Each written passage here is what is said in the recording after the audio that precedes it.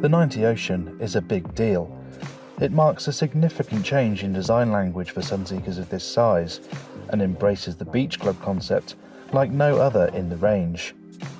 It's proved popular too, capturing the imagination of buyers long before its official launch at the Cannes Boat Show in 2021.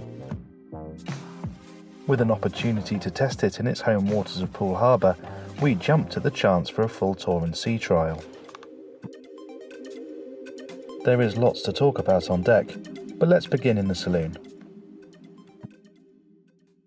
If you want to see hull number 1, which the editor Hugo toured at Cannes, I'll put a link at the top or below, you'll see how different that was to this boat. This area is just so wide, and because there's pretty much floor to ceiling glass on both sides, the feeling of space, the amount of light and the views out, they really are spectacular. Properly sets this boat apart from other boats in the range. And the saloon is another area where you really notice the beam of this thing. I imagine this owner will probably have some furniture on this side when it gets to where they're going to keep it, because it's a bit of a sort of open space now, but you have a couple of lovely armchairs there with that view out over the sliding doors there. That would work really nicely. Now the other thing, as I mentioned, is that the galley can either be completely open, which is very sociable. If it's going to be an owner-run boat, I imagine quite a few people will go for that layout. If you have crew though, the fact that these 3 sliding panels enclose this area completely, or you can just push them back like that, and again, then it's open to the dining table. So if you're serving, that works brilliantly. You actually access the galley here, and this is a really good galley. Feels very professional. The fact you've got the countertops on 2 sides makes food preparation really easy. You've got a big sink, dishwasher, induction cooking, all the stuff you'd expect, and really good cooling space as well. There's big fridge, domestic size on this side, you've got drawer fridges, and there's a side door here as well. So for crew, it means they can get out onto the decks, serve the decks, without having to come through the main saloon and disturbing guests. This is where the day heads is. Obviously the cabin's all down below as their bathrooms, so this is a place where guests can come and use the facilities on the main deck, meaning they don't have to go down to the lower deck in the day to go to the toilet. And then the thing about having the galley here is if we step up here to the helm area, this blocks off the view from the helm, which means that if you're trying to turn to port, you will have to have a crew member sort of looking out to port for you, because you can't see a thing behind you or down the port side. Forward view is fantastic, and actually you're a very long way forward on this boat. It really shrinks it down. You know, the distance to the bow isn't very far at all, so it makes it feel very manageable from up here. And it's a fantastic helm. Just look at the size of those Simrad MFDs. They are absolutely enormous. And between that and the Seamate system, which is Sunseeker's system, where you have all there in that screen underneath your fingertips, you have the same upstairs as well. Excellent connectivity too. You have a slot in here for an iPad where it charges. You have induction charging here for a mobile phone. You actually have that up on the upper helm as well. Another key thing about this area is the amount of glass. Of course you have the side and front screens, but you have these brilliant glass panels overhead. There's blinds as well, so you can close those off if it's getting a bit warm. But yeah, that's nice. It draws loads of natural light down into this area. And just look at these helm seats. They are absolutely fantastic. Easily some of the most comfortable helm seats I've ever sat in. They're really supportive, multi-adjustable, all at the touch of a button. And as I said, the softest and most luxurious footrests I think I've ever enjoyed on a boat. This is a lovely, lovely helm position. And what we've also found is there's quite a few of us on board today. You just naturally gather in this dinette here. This is a really nice place to sit when the boat's moving along. The skipper's been helming today. We've been sitting here chatting. You've got a good view. You can see out forward. You can be part of the process. This is a really, really nice space. Another thing you may have noticed is there is a staircase there. There's also a staircase there. But let's start with this one, shall we?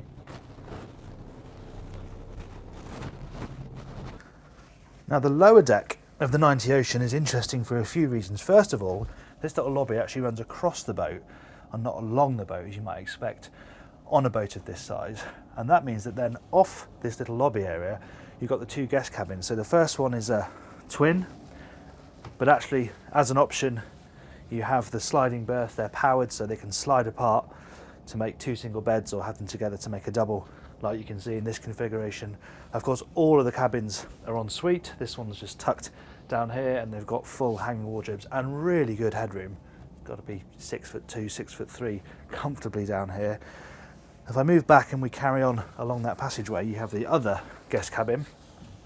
This one very, very similar, but you can see in this configuration the berths have been slid apart, so you can see what they're like if you want to have 2 singles. And what's nice is there's bedside tables wherever you have them, so if they slide together, those bedside tables are covered, but then they pop out either side. So just gives you a bit of versatility. You know, it's a good boat for charter, this, and this means that, you know, whoever you've got staying, they can have a double bed or singles. Works really nicely. Again, bathroom is down here, huge television mounted on this wall here with the sound bar beneath, and you can really appreciate the quality. And I love the wood down here, this sort of dark wood with the zebra effect, looks really nice. The gold door handles, the detailing is lovely. It's a really high quality bit of kit. The other interesting thing is the position of the master cabin, so let's head in there. So the end of this lobby, you've just got some storage. I imagine you could actually have a washer dryer in there if you wanted. I should think they're in the crew space for now, but there is space for those in there if you wanted to have washing facilities in the accommodation. And then off this side is where you find the full beam master suite. And another interesting thing about the layout is the position of this, because it's actually forward of those twin guest cabins and the crew quarters, and then you find the machinery space. So that means that this cabin is a long way away from the din of the generator, the stabilizer, and of course the engine. So it should be very, very quiet in here.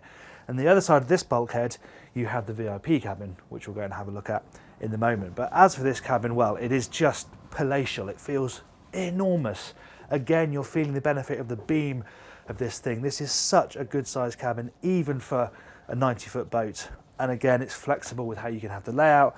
This boat's got a bureau down this side, and it's got a sofa on this side. But again, you could have this furniture however you want it. Really good storage space. Great big hanging wardrobes here. They're a really good size. You've got a safe in there as well. And then if we go around this side, you can't miss this enormous TV, which is quite cool because it's mirrored. So when it's off, this turns into a mirror. When you want to turn the TV on, and the TV pops up behind it there. Really, really smart integration. And a lovely big bathroom as well.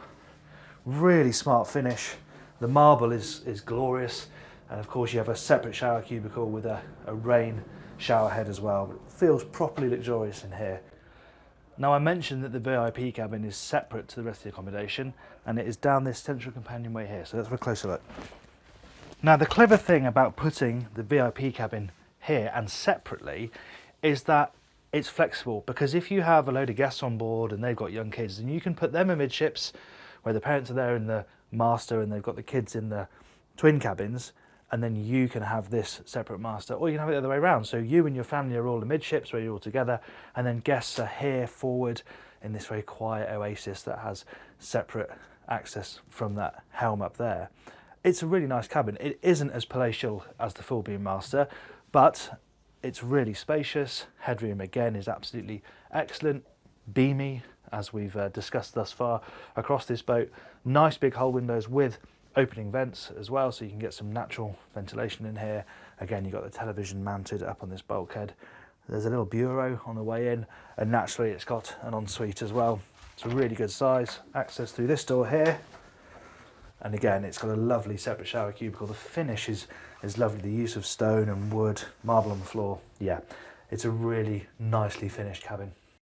Of course, it's this area that really sells the 90 Ocean, and I think if customers are tossing up between the 88 yacht and this, it's this connection to the water that will probably sell it for them. This section here is actually a hydraulic bathing platform. This bit is fixed, this bit goes down into the water, and you can fit a really good sized tender on here. And then once this platform's back up again, there's just a huge amount of open space, which is a real luxury. Of course, you can put sun pads here, bean bags, you can have a canopy here, there's a barbecue option as well. It's a proper party platform. And it's the link between this area down here and the cockpit that is so special on this boat. And if we come up the starboard side here, which you can get to the cockpit from both sides, you notice that there are big rope bins here. Obviously you've got the cleats here, and you've got winch so that you can tighten the lines really easily, but then all those ropes feed into that rope locker, so they're nice and tied away. And then on this side as well, you've got a wing station. Obviously you've got your upper helm, you've got your lower helm, but if you're mooring stern to, then you've got the controls here for the throttles, you've got bow and stern thruster, engine on and off, all here in a really good position at the aft end of the boat. Think of this as just like a tender garage, this bit. It's not quite big enough to be a tender garage, but that's effectively what that section does. So that lifts right up. It'll actually lift all the way up, but for the sake of this, I'll leave it there for now. And then you've just got huge amounts of storage back there for fenders. You can actually charge your C-bobs in there. These two hatches here in the floor are actually dedicated spots for C-bobs. So you can put them in there, but you can't charge them in there. But there's a charging cable inside those lockers there. Then the really clever bit, the extend seating mechanism. So imagine you've got the balustrades open. So this is now facing into the cockpit. That just keeps on rotating around that clamshell.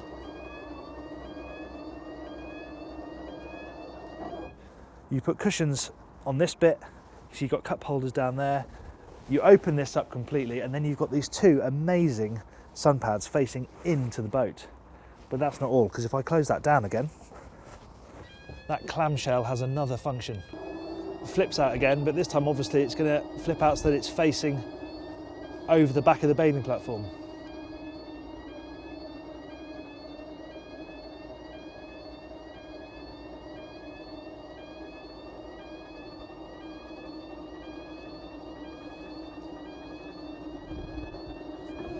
So again, you put your cushions on there, and this time instead of facing into the cockpit, you're facing out over the water. And you can just imagine with the high-low bathing platform deployed, the parasol up, this would be a really wonderful socialising space. Now, of course, the beach club steals the show, but actually this is a really, really good living space up here at the foredeck. It's quite short. As I said, the helm is a long way forward, so this isn't the longest foredeck, but there's an awful lot going on here.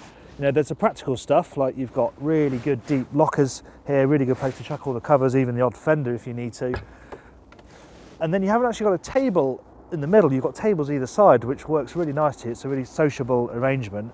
And note how they've got pop-up lights set into each table for a bit of ambient lighting in the evening. But you've got the bench, and I like how they've just got this sort of bar here. You can rest your drinks or your snacks on, works really well. You've got actual cup holders here, more pop-up lights. But the fact that this is finished in wood as well just elevates the area a little bit. Then you've just got sunbathing space here, and these are actually on hydraulic lifts. Ordinarily you have to do this manually, much too like hard work.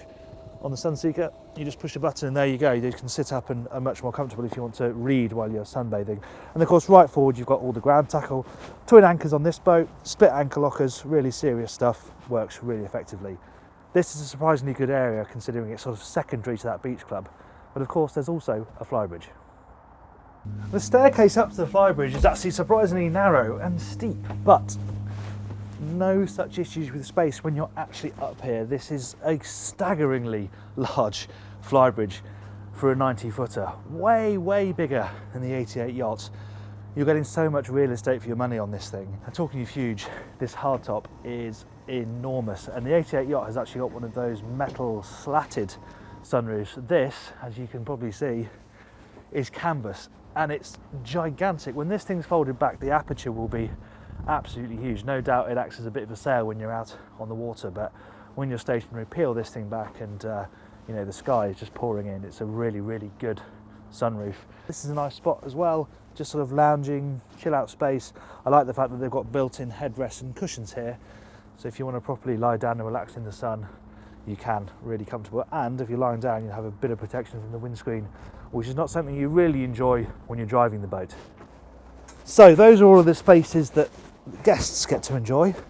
Let's see how the crew get on, shall we? Now, crew access is down the port side deck. There's an access door here, and run of stairs and you're down into the crew mess. And it's not a bad space really. There's a bit of a mess area here with a dinette. You could have a cooktop here. This boat hasn't actually got that. It's just got a microwave and a sink. They've got a television, sound bar, bit of storage underneath. And then there are two sleeping cabins, both twins, bunks beds in there. And then in this door here, you have an ensuite shower room, wet room, whatever you want to call it, and there are washer dryer facilities in here as well. But as I said, you could have those in the boat too, so that owner guests have got access to their own washing facilities without having to use the ones in the crew space.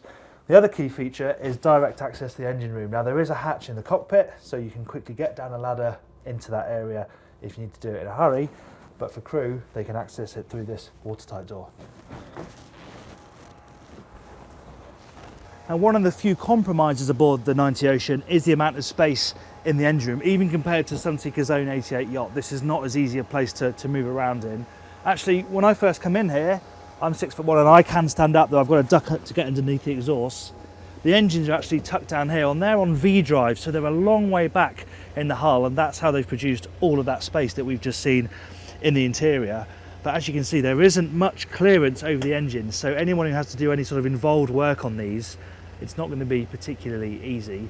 That said, ancillaries are pretty easy to get, so I've got one generator here, really easy to access, the same on the other side. And it's okay negotiating your way around the engine room, even though there are a few level changes. It's just access to the engines could be a little bit better. The 90 Ocean then is a phenomenal playground when you're stationary, but this is a boat after all, so we need to find out how it drives. And being a Sunseeker, there is the weight of reputation when it comes to sporty handling, performance and dynamism, even on a boat of this size. And that's a key thing about the 88 yacht. It may be knocking on the door of 90 feet, but it's a really enjoyable boat to drive with great performance and really responsive handling. Now this isn't quite on that level, it can't be at this beam, but it certainly performs well, and the 20 boats they've built so far, 18 of those have had the twin MAN 1900 horsepower V12s. One boat had the twin 2000 horsepower, and the first boat actually had the 1650s. And I think there's a reason that only one boat has had those, because they'd probably struggle a little bit to shift this boat's heft comfortably through the water. This is an 80-ton boat at half load before you add all the toys you could have on the bathing platform back there. So I think these 1900s are a really good engine. Top speed, comfortably 28 knots, and you can cruise at 20 knots for a range of around 500 nautical miles. But if you drop it back to 12 knots, which is the most efficient cruising speed, you're looking at a range of 1800 nautical miles. So you can cover some serious ground on this thing, and it will be very comfortable when doing so. I noticed even at full speed, max RPM, sound readings down at the lower helm don't go above 68 decibels. So it's very refined, it's very quiet, and the way the torque of these motors gets this thing up to 25 knots for something this big is really, really impressive.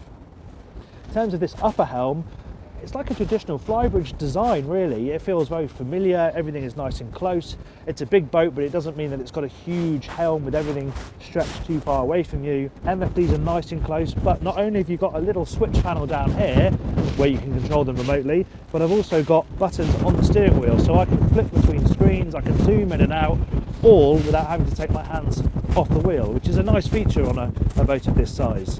Regarding the helm seats, well, it's nice that it's not a bench, so the navigator and skipper can sit in different positions. They're nowhere near as impressive as the ones downstairs that are fully adjustable, leather lined, probably the most comfortable footrest of any chair I've ever sat in.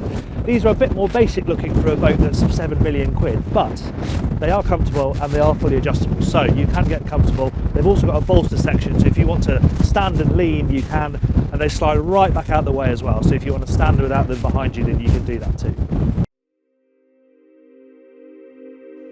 Naturally, the beach club and extend seating system grab the headlines here, but there is greater depth to the 90 Ocean's talent than these showpieces.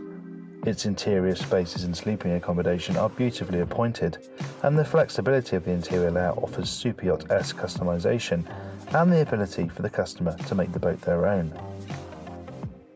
It is also a fine cruising machine with a great balance of performance and long-range efficiency for those who want to cover serious ground. Of course, once you've done that, there are a few 27-metre yachts that are more pleasant at anchor than the 90 Ocean.